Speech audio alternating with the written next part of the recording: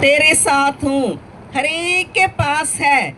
यदि हम परमेश्वर के बच्चे हैं, परमेश्वर हमसे कहते हैं, जैसे मैं बताया, यीशु मसीह जी उठने के बाद भी सबसे पहले यही कहा, मत डर।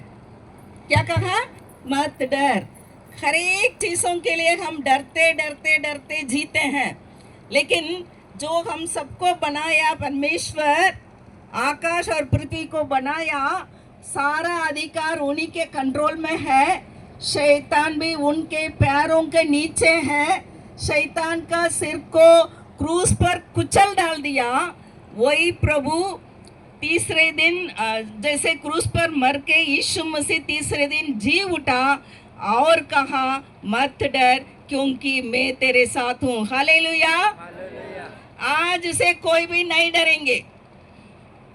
हाँ, इस सच्चाई को जान लिए ना, जो बाइबल वचन में लिखा है, कुछ भी हो जाए हमारे जीवन में हम नहीं डरेंगे, क्योंकि हमारे जीवन में कुछ हो जाएगा तो हम डरते हैं, है ना। क्या करेंगे, कैसे करेंगे? खेत में जाके काम करेंगे, वहाँ फसल अच्छे से नहीं मिलता है, अरे क्या होगा सोचते रोचते चिंता करेंगे, फिर डरते रहेंगे। बच्चों के विषय में सोचते हैं, जवान डरते हैं, पढ़ाई करते हैं, और जो क्या है, परीक्षा लिखते समय मैं पास हो जाऊंगा, हो जाऊंगी, या माँ बाप सोचते हैं हमारे बच्चों को क्या होगा, आगे भविष्य क्या होगा।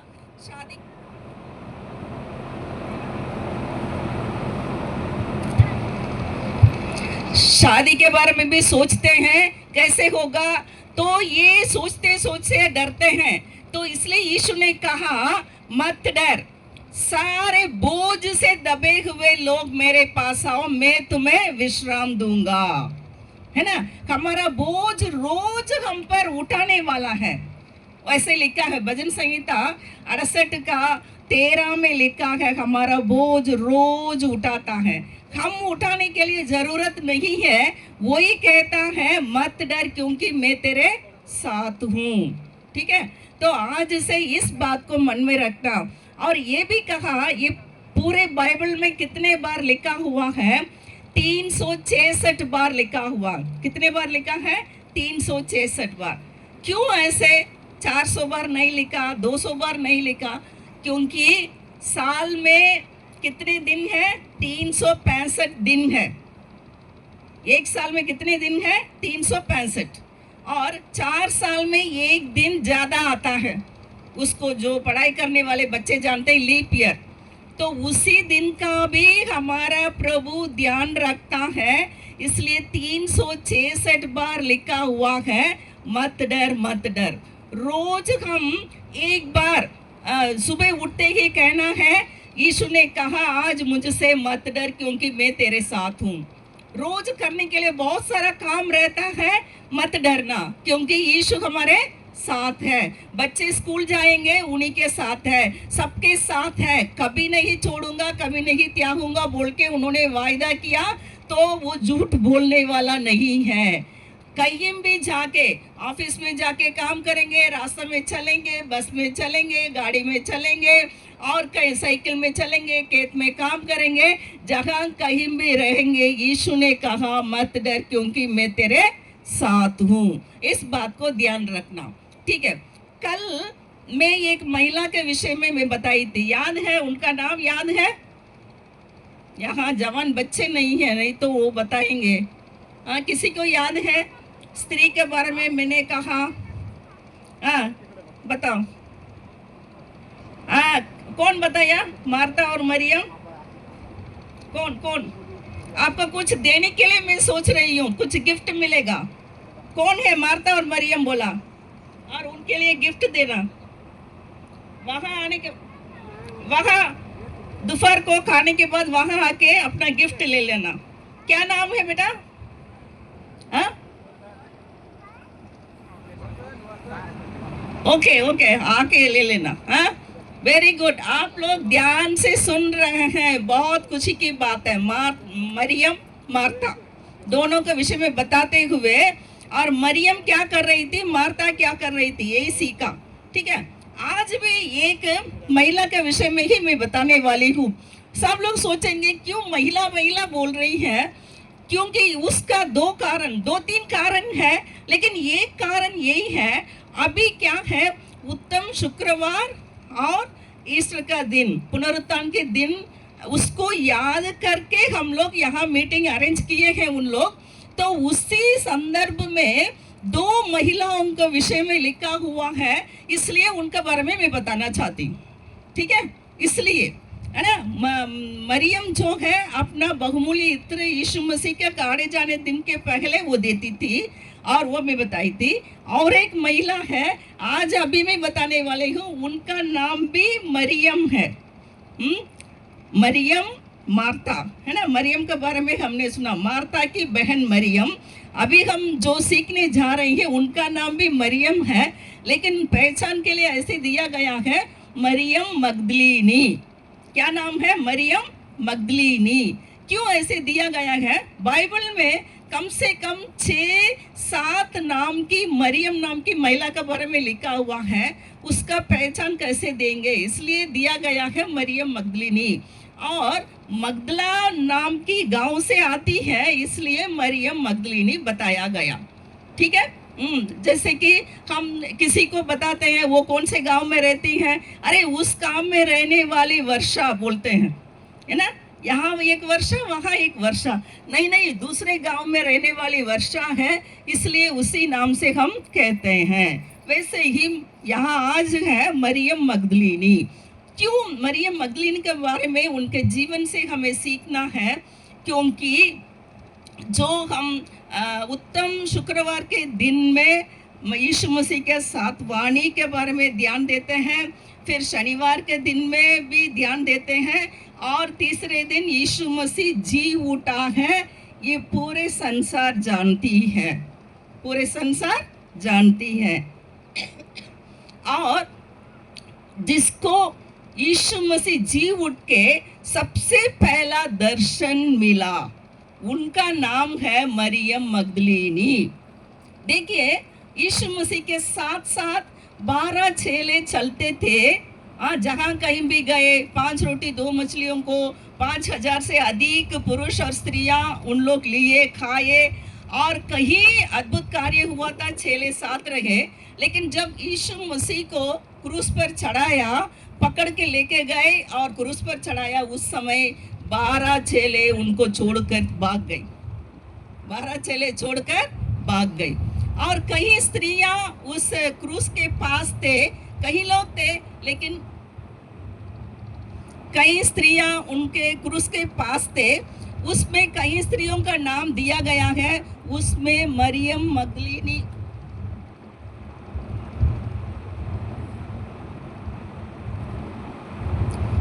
मरियम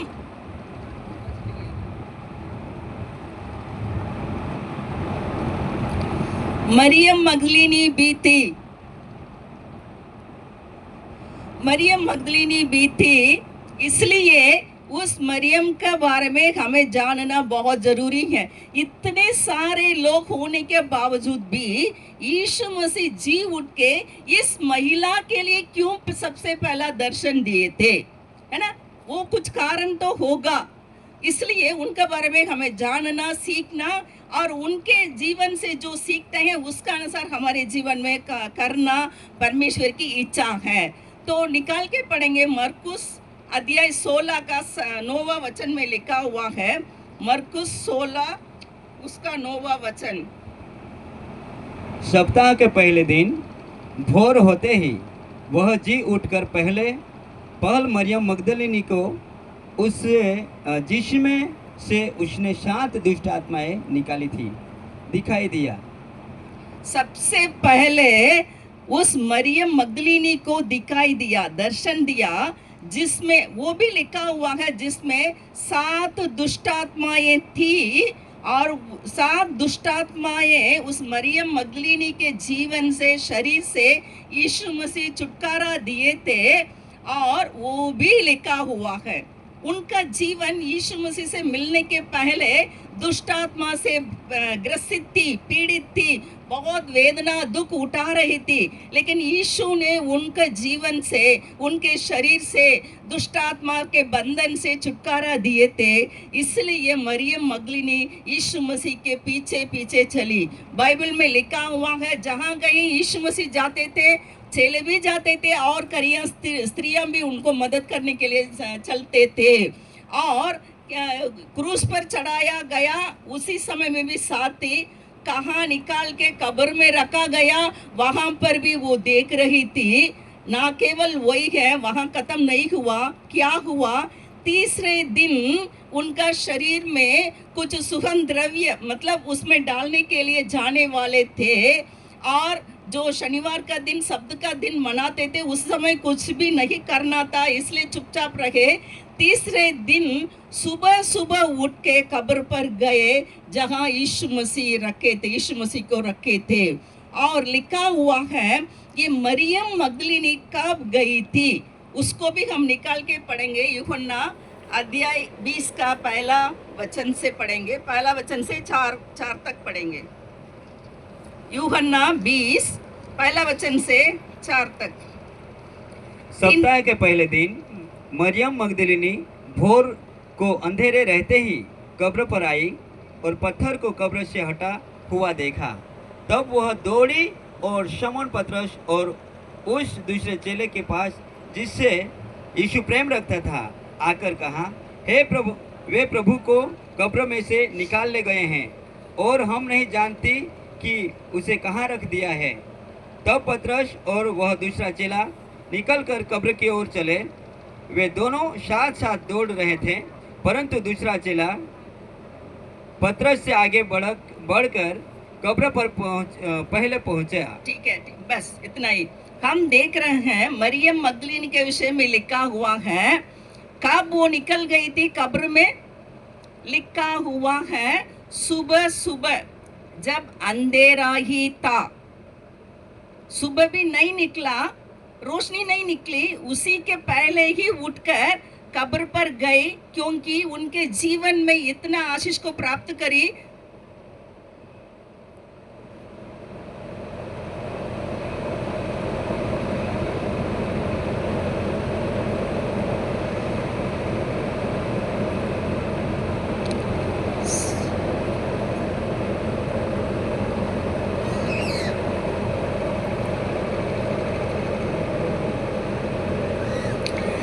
कब्र पर गई, क्यों गई थी? क्योंकि यीशु मसीह उनके जीवन में छुटकारा दिए थे। अभी क्रूस पर चढ़ा दिए, वो मर गए, लाश निकाल के रख दिए हैं। अभी कहाँ जाके मैं मिलूंगी और यीशु मसीह को कहाँ देखूंगी? कम से कम कब्र में लाश रहता है, उसको तो कुछ डालने के लिए, सुगंध इत्र डालने के लिए मैं वहाँ जाऊंगी और उनको देखूंगी बोल के गई थी। वहाँ यीशु मसीह का शरीर को नहीं देख पाई, क्योंकि उसमें बहुत बड़ा पत्थर रखा था, वो निकाल दिया गया है।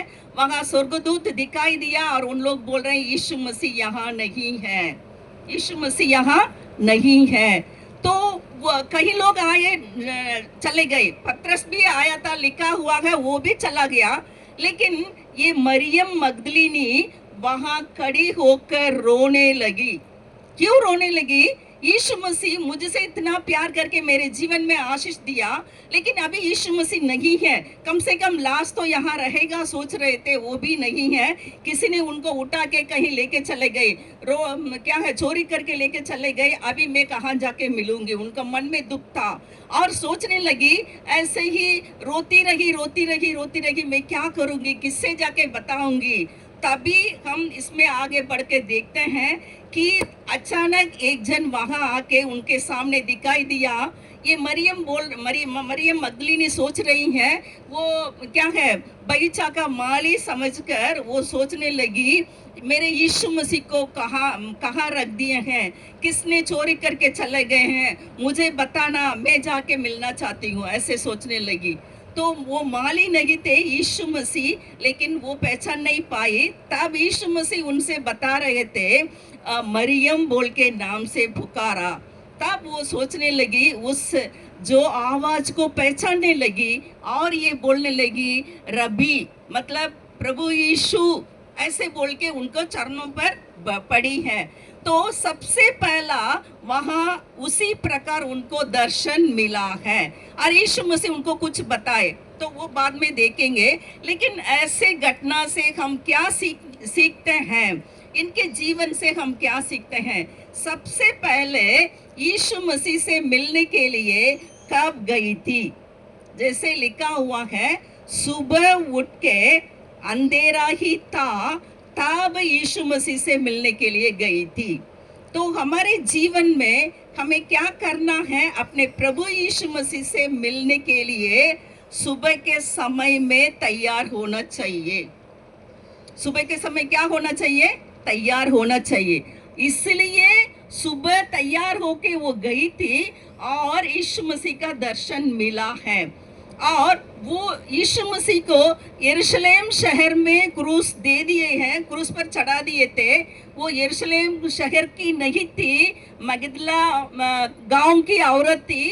यरूशलेम से कम 180 किलोमीटर दूर पर था।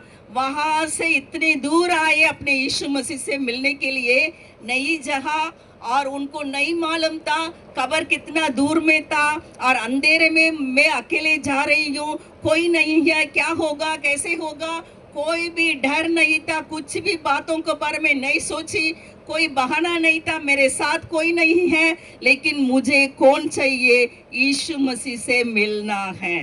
बस उनका मन में इतना ही था, इसलिए सुबह उठ के वो चले गए। और इसी को देखते ही यीशु मसीह का जी उठने के बाद सबसे पहला दर्शन उनको मिला था। यदि हम भी यीशु मसीह से मिलना चाहते हैं, उनका दर्शन पाना चाहते हैं, हमें भी सुबह उठ के हम यीशु मसीह को ढूंढना है। आप लोग पूछेंगे, यीशु मसीह को कहाँ जाके ढूंढेंगे? पूछेंगे ना, कहाँ जाके ढूंढेंगे? वो तो वहां गई थी, अभी इधर उधर जाने का कोई जरूरत नहीं है। इधर उधर जाने का जरूरत नहीं। कहाँ ढूंढना है? अपने घर में, अपनी जगह में हमें सुबह जल्दी उठना है। कहीं कार्य करने के लिए सुबह जल्दी उठ जाते हैं, खाना बनाने के लिए उठ जाते हैं, कहीं दूर जाना है, जल्दी जल्दी सब काम करके सुबह निकलने के लिए उठ जाते हैं।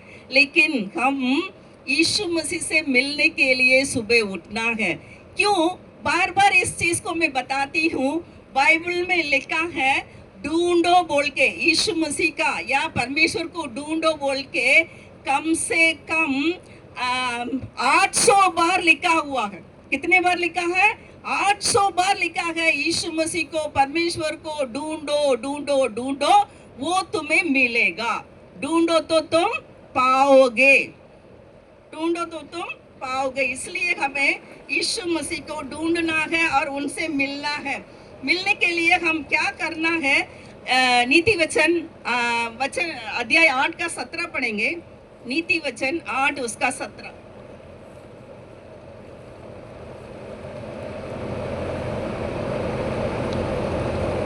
नीति वचन 8 उसका 17 पढ़िए। जो मुझसे प्रेम रखते हैं उनसे मैं भी प्रेम रखती हूँ, और जो मुझको यत्न से तड़के उठकर खोजते हैं वे मुझे पाते हैं। क्या लिखा है? जो मुझसे प्रेम रखते हैं उनसे मैं भी प्रेम रखता हूँ, जो तड़के उठ के ढूंढते हैं वो मुझे पाते हैं। मतलब मुझसे मिलते हैं या मैं उनसे मिलता हूँ, है ना। तड़के उठ के सुबह मरियम मगदलीनी, अंधेरा ही था, उसी समय अंधेरे में चलना बहुत डर की बात हो सकती है, वो भी कब्र पर जाना, और लेकिन किसी भी डर नहीं था, कोई बहाना नहीं था, मुझे यीशु मसीह से मिलना है। तो हम भी ऐसे लिखा हुआ है, नीति वचन 8 का 17 में लिखा है, तड़के उठ के यीशु मसीह से मिलने के लिए। मतलब क्या करना है? सुबह उठ के उनसे प्रार्थना करना और बाइबल पढ़ना है। इसी तरीके से ढूंढ सकते हैं। मैं कल भी बताई थी, मरियम जो मार्था की बहन क्या कर रही थी? यीशु मसीह के चरणों पर बैठ के उनकी वचन जो बताते जा रहे थे सुन रहे थे। अभी हम यीशु मसीह का वाणी कैसे सुनेंगे? वो हमसे बात करते हैं या दर्शन देते कैसे सुनेंगे? ये बाइबल के द्वारा, ये वचन के द्वारा, उनके मुंह से निकला हुआ ये पवित्र वचन है, इनको हम निकाल के पढ़ेंगे, इन्हीं के द्वारा हमसे बात करते हैं। हम प्रार्थना तो करते हैं, प्रार्थना करते समय हम अपने परमेश्वर प्रभु से, यीशु मसीह से बातें करते हैं। बाइबल पढ़ते हैं तो वो हमसे बातें करते हैं। दोनों तरफ कार्य होना चाहिए, इसी तरीके से हमें ढूंढना है। क्योंकि हम प्रार्थना करना तो आसान काम हो जाता है, जहाँ गए कहीं भी बैठ के प्रार्थना कर लेंगे, लेकिन ये निकाल के पढ़ना हमारे लिए कठिन काम हो जाता है। मैं एक बात आपको समझाना चाहती हूँ, दो जन होंगे, चलते रहेंगे या बैठे रहेंगे, एक जन बात करती रहेगी या करता रहेगा, दूसरा सुनता रहेगा। ये क्या बोलेगा? अरे तू ही बात करता रहता है, मैं भी करूँ, सुन लो। बोलेंगे या नहीं बोलेंगे? बोलेंगे ना। तो हम लोग क्या करते हैं? हे प्रभु, मैं बोलती हूँ, बोलता हूँ, आप सुनते रहना, लेकिन आपकी वाणी में नहीं सुनने के लिए तैयार नहीं। ये सही बात है क्या? सही है? नहीं है ना? तो इसलिए हम प्रार्थना करते समय प्रभु से बात करते हैं, वो सुनता है, प्रार्थना सुनने वाला प्रभु है, तो वो उत्तर देता है, जवाब देता है। कैसे मालूम होगा? इसको निकाल के पढ़ना है। इसको निकाल के क्या करना है? पढ़ना है। कल भी बताई थी, इस वचन को पढ़ने वाले, सुनने वाले और मानने वाले धन्य है ना? यदि हम पढ़ नहीं सकते, सुन सकते हैं। सुनना भी है, वो कब है? सबसे पहला बहुमूल्य और शांति का समय है सुबह उठना, तड़के उठना, अंधेरा रहते ही उठना है। हम सुबह उठते ही अपना काम में लग जाते हैं और दिन भर कुछ ना कुछ काम करते करते रहेंगे। बाद में सोचते हैं, कभी नहीं होता। रात होता है, काम करके थक जाते हैं, फिर आके ऐसे ही लेटते सो जाते हैं, कभी समय नहीं मिलेगा। इसलिए लिखा हुआ है, सुबह उठ के, तड़के उठ के सबसे पहला वही काम करना है। दोनों तरफ का काम होना चाहिए, बाइबल पढ़ना और प्रार्थना करना। इसी तरीके से ढूंढते हैं तो हम प्रभु हमसे मिलेगा, हमसे बातें करेगा, हमसे सिखाता है। कल भी बताई थी ना, क्या है? इस वचन को पढ़ने वाले क्या है? एक नाली के तरफ, मतलब बहती पानी के पास लगाया हुआ पेड़ के समान है, हरा भरा रहेगा। जो कुछ वो करता है वो सफल होता है। हमारे जीवन में ऐसे ही हमें प्रभु को ढूंढना है। तो सबसे पहले मत्ती के पुस्तक अध्याय 6 का 33 में इस प्रकार लिखा हुआ है, हम उसको पढ़ेंगे। मत्ती 6:33।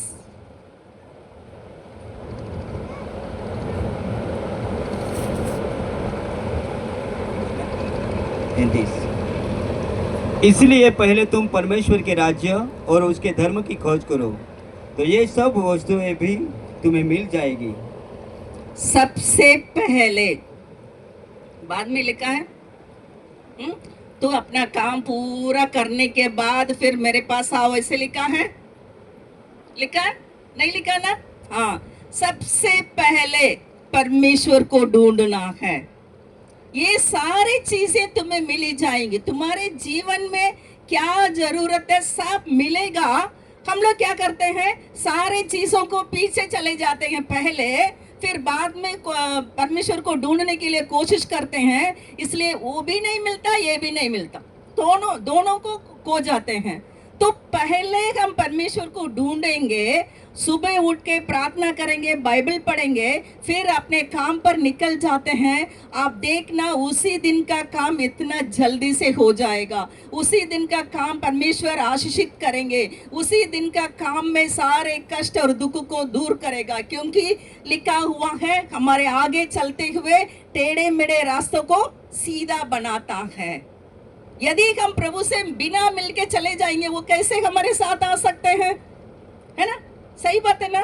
तो उनको अपने साथ लेके जाना, जहाँ कहीं भी काम करने के लिए, आज ये काम करने के लिए जा रहा हूँ प्रभु जी, आप मुझे सफलता देना, मुझे मदद करना, बल नहीं है, शक्ति नहीं है, ज्ञान नहीं है, बुद्धि नहीं है, ये पूरा मुझे आप दे दीजिए बोल के प्रार्थना करके, और बाइबल का वचन कम से कम एक अध्याय, नया नियम हो या पुराना नियम हो, तो पढ़ के आप जाएंगे, उसी दिन का काम में सफलता आप देख सकते हैं।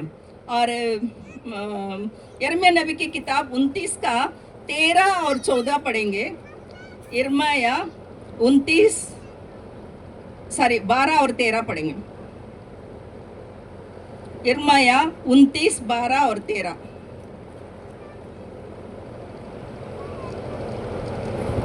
तब उस समय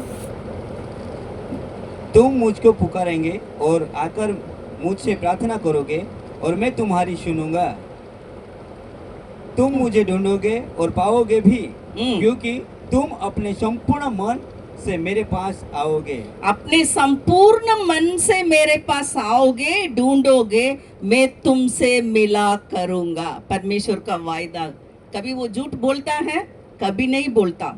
मरियम मगदलीनी से मिला, एक साधारण औरत थी, है ना, और उनसे दुष्ट आत्मा पीड़ित औरत थी, अनपढ़, वो पढ़ी लिखी नहीं थी, लेकिन क्यों यीशु मसीह उनको जी उठ के पहला दर्शन दिया?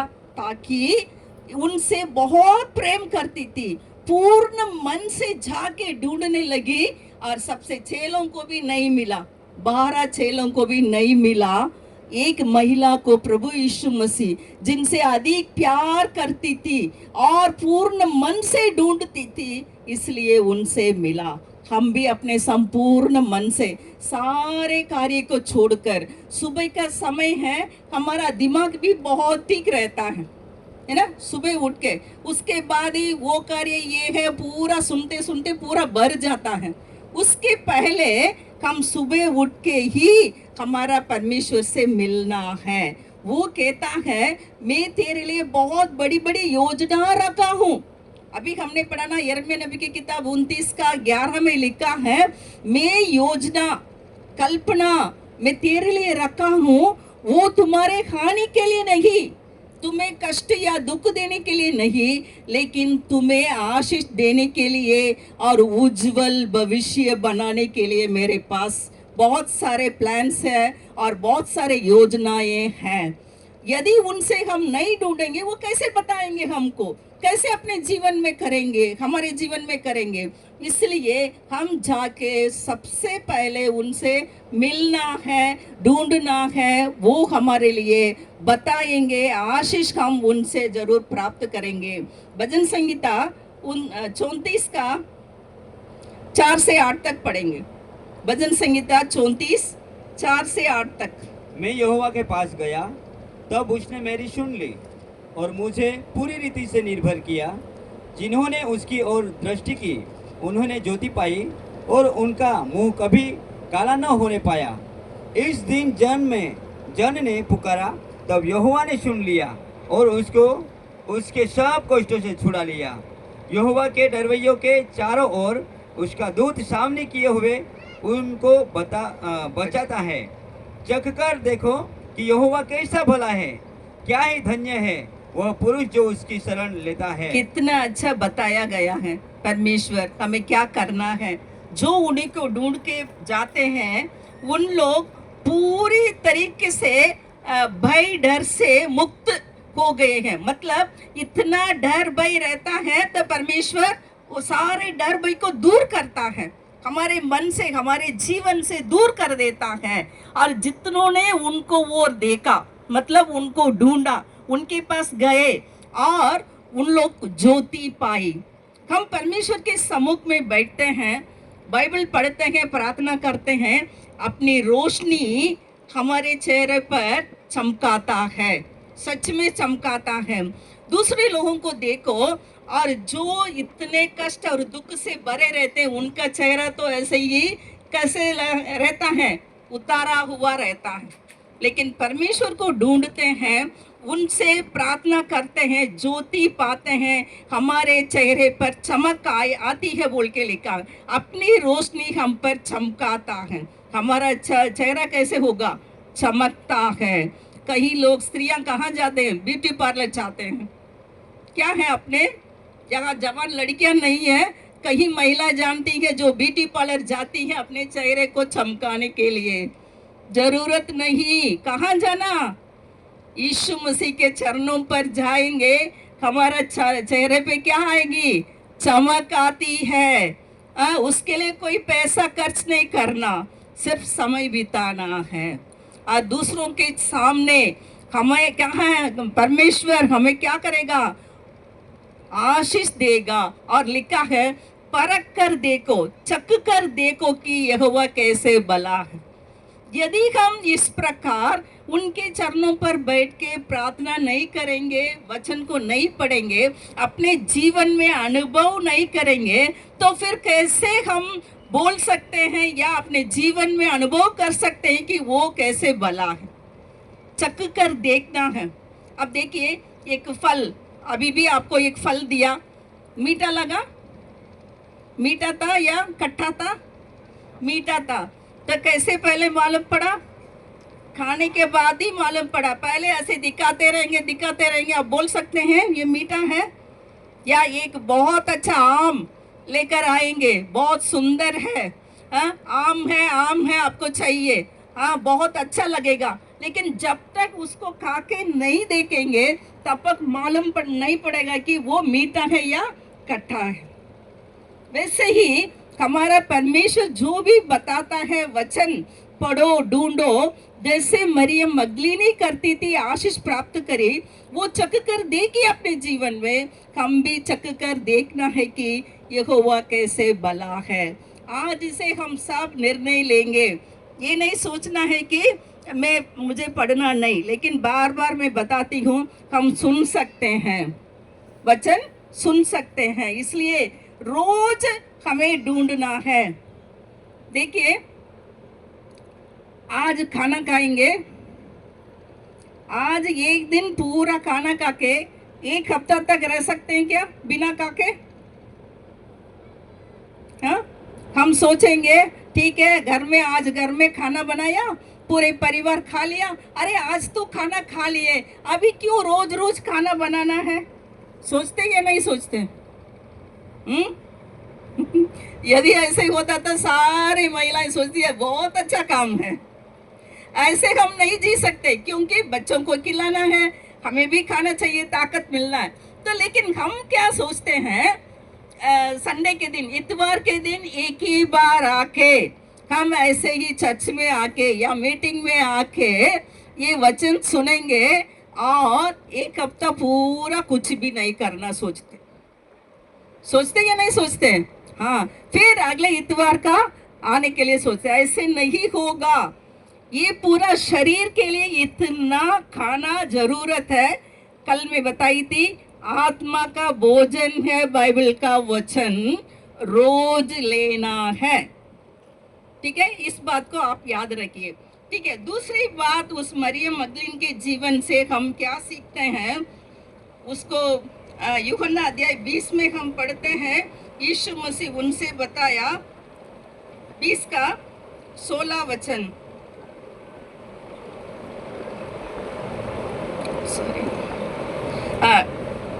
यूहन्ना अध्याय 20 का 13 पढ़िए, 13 पढ़िए, 13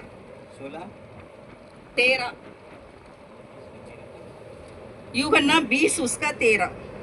उन्होंने उससे कहा, हे नारी, तू क्यों रोती है? उसने उनसे कहा, हे मेरे प्रभु, वे मेरे प्रभु को उठा ले गए और मैं नहीं जानती कि उसे कहाँ रखा। यीशु उनसे मिलके सबसे पहले क्या पूछ रहे मरियम मगदलीन से, हे नारी, तू क्यों रोती हो? वो रो रही थी, यीशु मसीह को नहीं देखी लेकिन रो रही थी। क्यों रो रही थी? यीशु मसीह को उठा के और कहीं रख दिए हैं, बच्चे को बार बार अंदर बाहर ही रखिए। यीशु मसीह उनसे यही बताए, तू क्यों रोती हो? है? क्योंकि वो रो रही है। और हम देख रहे हैं यीशु मसीह खुद बता सकते थे, अरे मरियम मत रो क्योंकि मैं यहाँ हूँ। नहीं बताया मैं यहाँ जिंदा हो गया हूँ, ऐसे नहीं बताया। सबसे पहले यही बताया, तू क्यों रोती है। इससे हम क्या सीखते हैं? हमारे प्रति हमारा प्रभु परमेश्वर कितना ध्यान देता है, कितना चिंता करता है। कई बार हम सोचते हैं हमारा प्रभु हमारे बारे में चिंता नहीं करता है, हमें छोड़ देता है। कई कारण होते हैं हमारे जीवन में, आंसू बहाते हैं बीमारी के समय में, दुख के समय में, कष्ट के समय में। कहीं बड़े लोग भी या जवान है, सब लोगों के जीवन में ऐसे ही कष्ट या दुख आते समय रात भर अकेले बैठ के रोते हैं। यीशु आके आपसे पूछता है, तू क्यों रोती हो?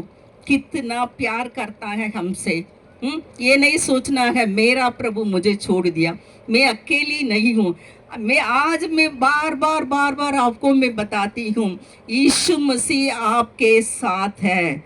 यदि अकेले बैठ के कुछ भी परिवार में झगड़ा है, दुख है, या आपको सताते हैं, या और कुछ है, पड़ोसी सताते हैं, ये सता वहाँ है, स्कूल में इधर उधर इतने सारे परेशानियां हैं, आप रोती हैं, आंसू बहाती हैं, और आप सोचते हैं कि मेरे आंसुओं को कौन पहुंचने वाला। लेकिन आपके आंसुओं को पहुंचने वाला प्रभु यीशु मसीह आपके साथ है। Hallelujah, hallelujah. आपके साथ खड़े होकर, ये नहीं सोचते हैं पढ़े लिखे लोगों के साथ, नहीं। मरियम मगदलीनी एक साधारण महिला थी, अनपढ़ थी, उनके प्रति अकेले रो रही थी। यीशु आके उनसे बताए, हे महिला तू क्यों रोती हो? आज यहाँ कितने लोग रो रहे हैं, यीशु आपके पास खड़े होकर बोलते हैं, क्यों रोती हो? मैं तुम्हारे साथ हूँ, मैं तुम्हारे साथ हूँ। आज आप सोचिए, यीशु मेरे पास आके बताते हैं, हे मेरे बेटा, हे मेरे बेटी, तुम मत रोना, मैं तेरे साथ हूँ बोल के बताते हैं। कितनी आनंद की बात है, तसल्ली देने की बात है। प्रभु यीशु मसीह आपके साथ है।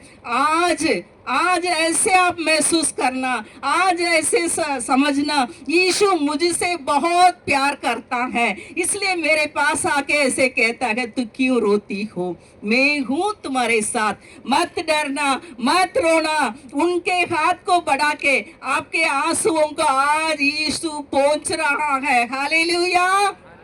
आज से आपका आंसुओं को वो निकाल देता है। हालेलुया।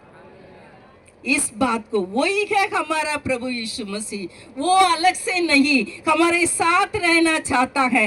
हमारे हर दिन, सुबह हो या शाम हो, रात हो, वो प्रभु यीशु मसीह आपके साथ रहना चाहता है। कई लोग गवाही दे सकते हैं, हम कई सालों से प्रभु यीशु मसीह को सेवा कर रहे हैं, हमारे जीवन में भी कष्ट आया, दुख आया। ऐसे आया 4 साल के पहले मेरे जीवन में भी ऐसे, मतलब कुछ समझ में नहीं आ रहा है मुझे क्या हो गया है बोल के।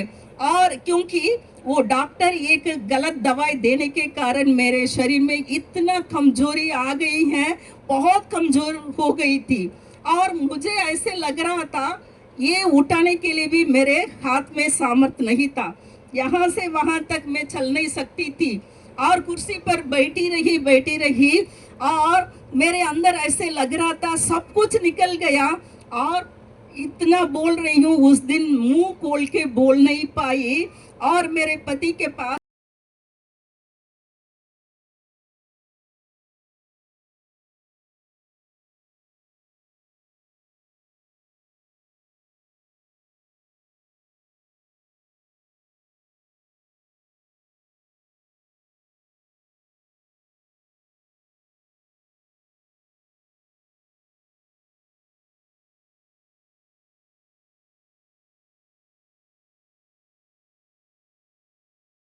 नॉर्मल है, कुछ भी नहीं है, हार्ट का, किडनी का, सब पूरे शरीर का जांच हो गया, और कोरोना का भी जांच हो गया, पूरा नॉर्मल रिपोर्ट दे दिए। पता नहीं क्या हो गया, बहुत रो रही थी। रात में ऐसे ही 1-1:30 बजे तक मैं रोती रही, आंसू बहाती रही। ऐसे कई बार हो गया था। उसी दिन मेरा सांस, बस यही आखिरी सांस है, मेरे जीवन खत्म हो जाएगा। लेकिन उसी समय प्रभु यीशु मसीह आके मुझे जिलाया। हालेलुया। और आज इतना मैं खड़े होकर बोल सकती हूँ, फिर से वो सामर्थ मुझे दिए हैं। मैं वही वचन बार बार पढ़ती हूँ।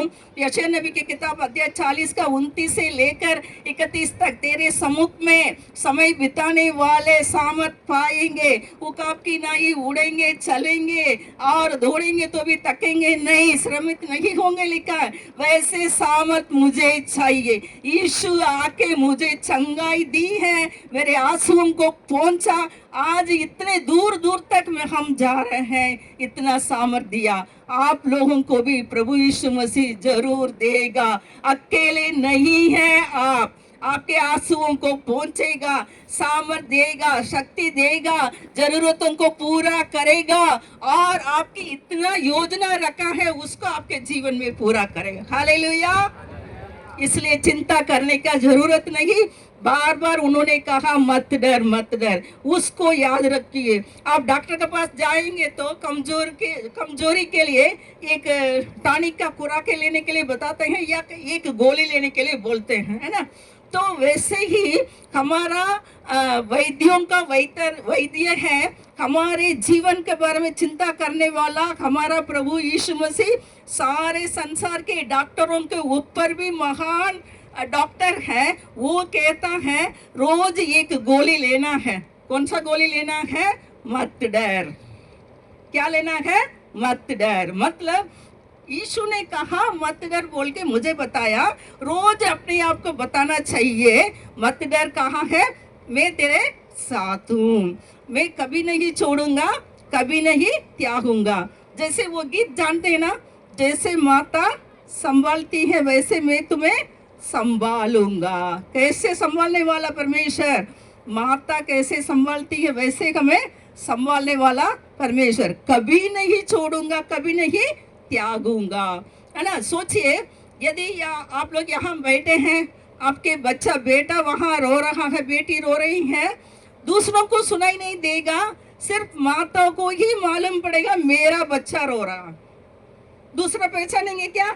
नहीं। वैसे ही हमारा प्रभु हर एक के बारे में इतना ध्यान देता है। आपकी आवाज, आपके कष्ट को वो पहचानता है और बोलता है मत रोना, तुरंत दौड़ के आता है। इसलिए मत डर, मत डर। और तीसरी बात हम इनके जीवन से हम क्या सीखते हैं, आगे वही है। यूहन्ना अध्याय 20 का वचन 16 पढ़ेंगे। 20 का 16। यीशु ने कहा मरियम। उसने पीछे मुड़कर उससे इब्रानी में कहा रबूनी, अर्थात हे गुरु। यीशु ने उससे कहा मुझे मत छू, क्योंकि मैं अब तक पिता के पास ऊपर नहीं गया, परंतु मेरे भाइयों के पास जाकर उनसे कह दे कि मैं अपने पिता और तुम्हारे पिता और अपने परमेश्वर और तुम्हारे परमेश्वर के पास ऊपर जाता हूँ। आप सुनिए, यीशु आके कैसे बुलाया? हे मरियम। पहले बताए हे नारी क्यों रोती हो, फिर नाम लेकर बुलाते हैं। नाम लेकर बुलाते हैं। क्यों? नाम लेने का पहले से ही बता दिए मत रोना, फिर से बोलते हैं मरियम, प्यार से बुलाते हैं मरियम। मरियम बोल के नाम लेकर पुकारते हैं। तो वैसे ही हमारा हरेक का नाम प्रभु जानता है, हरेक का नाम जानता है। यहाँ मैं खड़ी हूँ, आप लोगों का नाम नहीं जानती हूँ, है ना। सिर्फ चेहरों को मैं देख रही हूँ, आपका मन में क्या है कुछ भी मैं नहीं जानती हूँ। लेकिन हमारा परमेश्वर, हमारा प्रभु, हमें जो बनाया सबका नाम जानता है। इसलिए मैं बार बार कहती हूँ, यीशु का वचन है मैं तुम्हें कभी नहीं भूलूंगा, कभी नहीं त्यागूंगा, कभी नहीं छोड़ूंगा। हमारा नाम या हमारा चित्र कहाँ पर है? उनका हथेली पर है, हाथ में बनाया हुआ है। यशाया 49 का 16 में लिखा हुआ है ना, हमारा हरेक का चित्र, हरेक का चेहरा, हरेक का बारे में अपने हथेली पर उन्होंने खोद कर बनाया है। उनके हाथ से कोई भी छीन नहीं सकता, कोई भी छीन नहीं सकता। हम यहाँ पर है तो रोज हमें स्मरण करता है, भूलता नहीं, हमें भूलने वाला नहीं, हरेक का नाम जानता है। तो वैसे कि यीशु मसीह के बारे में बताया गया, वो हमारा अच्छा चरवाहा है, अच्छा चरवाहा है। यीशु ने कहा अच्छा चरवाहा मैं हूँ, तुम मेरे क्या है, भेड़े हैं, मेरे झुंड के भेड़े हैं। अच्छा चरवाहा अपने भेड़ों के बारे में, भेड़ बकरियों के बारे में इतना ध्यान देता है, उनको सिखाता है, खिलाता है, पिलाता है, ऐसे ही लिखा हुआ है। तो हम अच्छा चरवाहा मेरे शब्द सुनती है बोल के लिखा है। यूहन्ना अध्याय 10 का 3 में लिखा है, यूहन्ना अध्याय 10 उसका 3 पढ़ेंगे।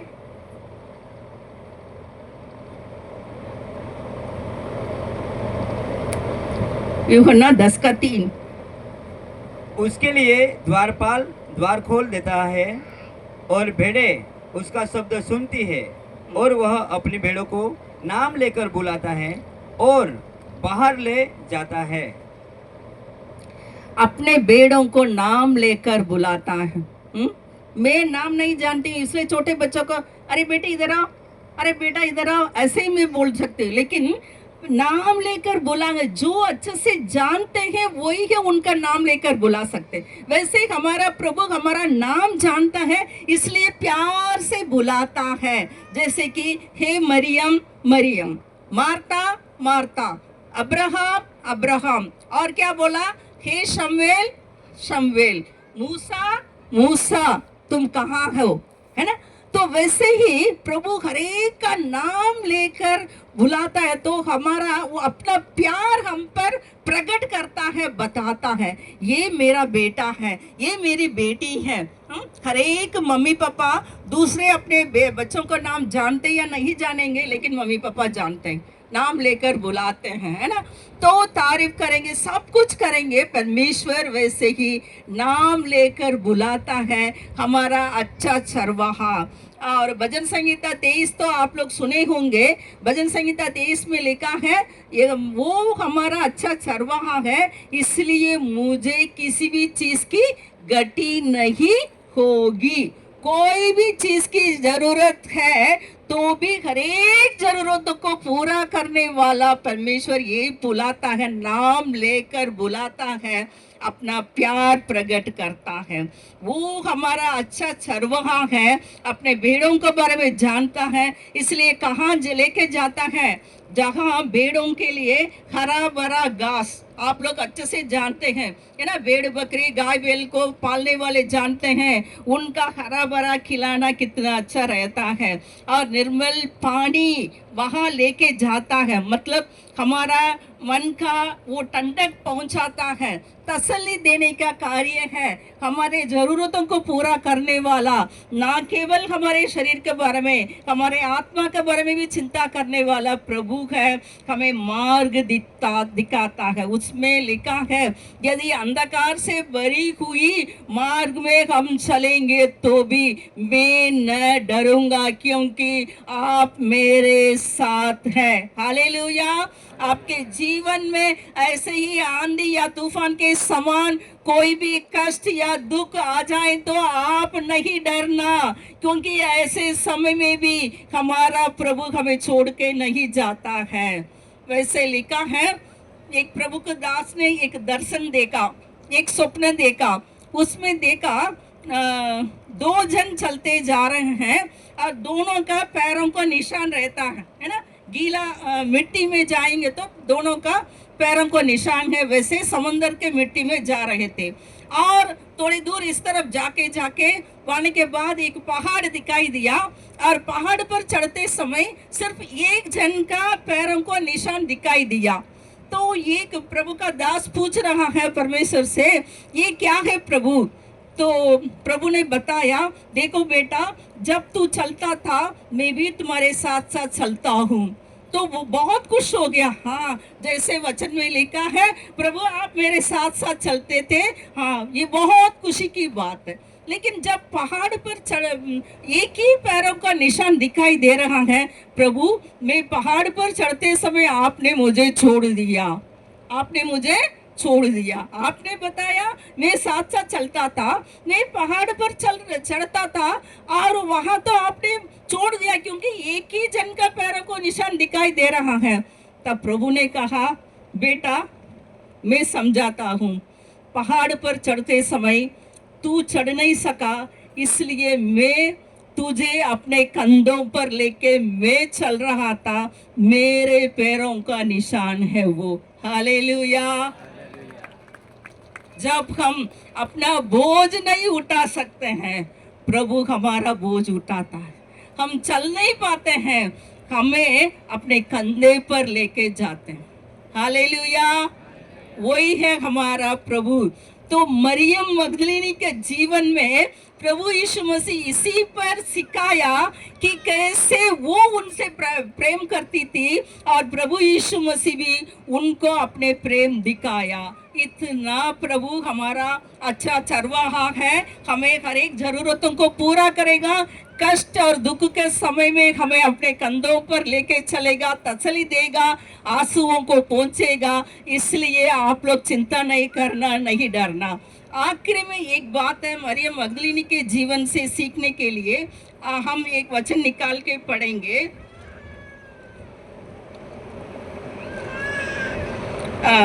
यूहन्ना 20 का 17 पढ़िए। यीशु ने उससे कहा, मुझे मत छू, क्योंकि मैं अब तक पिता के पास ऊपर नहीं गया, परंतु मेरे भाइयों के पास जाकर उनसे कह दे कि मैं अपने पिता और तुम्हारे पिता, और अपने परमेश्वर और तुम्हारे परमेश्वर के पास ऊपर जाता हूँ। मार्कुस अध्याय 16 का 10 भी पढ़िए।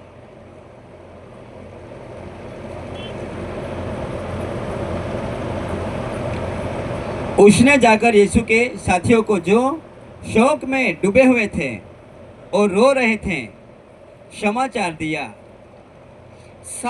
दिया। जब यीशु मसीह मरियम मगदलिनी से मिलने के बाद यही बताया, दर्शन दिया, इतने सारे बातें उनको सिखाने के बाद ये शिक्षा भी दिया, तुम जाके मेरे भाइयों को कहना मैं जी उठा हूँ। कौन?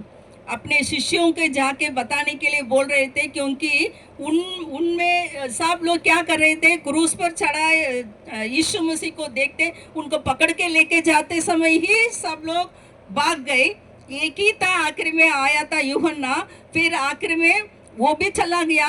लेकिन क्या हुआ था, सब लोग जाके एक कमरे में अपने आप को बंद कर रखे थे और बाहर नहीं निकल रहे थे, क्योंकि यीशु को क्रूस दिया, हमें भी देंगे, पकड़ के लेके जाएंगे, डर के मारे वहां थे। तब मरियम मगदलिनी को यीशु ने कहा, तुम मेरे भाइयों को जाके कहना मैं जी उठा हूँ, मैं जी उठा हूँ। सबसे पहला दर्शन भी उनको दिया, सबसे पहला सुसमाचार बताने के लिए भी मरियम मगदलिनी को यीशु मसीह ने बताया। कितनी खुशी की बात है ना? उनको बताया और तुरंत जाके उनको बता रही थी, मैंने जी उठा प्रभु यीशु मसीह को मैंने देखा है। किसी ने विश्वास नहीं किया, वो बात अलग है, लेकिन जब यीशु मसीह ने कहा तुम जाके बता दो, वो जाके बताने लगे, सबको बताने लगे, मैंने देखा, यीशु मसीह से मैं मिली। और जो बातें यीशु मसीह उनको सिखाया, मैंने देखा है, अपने आंखों से देखा है, यीशु ने जी उठा है, मर के जी उठा है, वो सच बात है। और उनको जाके कहने लगी, ठीक है। उसके बाद चेले से मिले और एम्माउस शहर में जाने वालों को मिले थे, और 500 से अधिक लोगों से यीशु मसीह दर्शन दिया, वो बाद में लिखा हुआ है। लेकिन सबसे पहले उनको दर्शन देने के बाद यही कहा, तुम जाके दूसरों को बता दो कि मैं जी उठा हूँ। वो तुरंत उस आज्ञा मानकर सबको बताने लगी यीशु ने जी उठा है। आप सोचिए, यीशु मसीह पर विश्वास किया,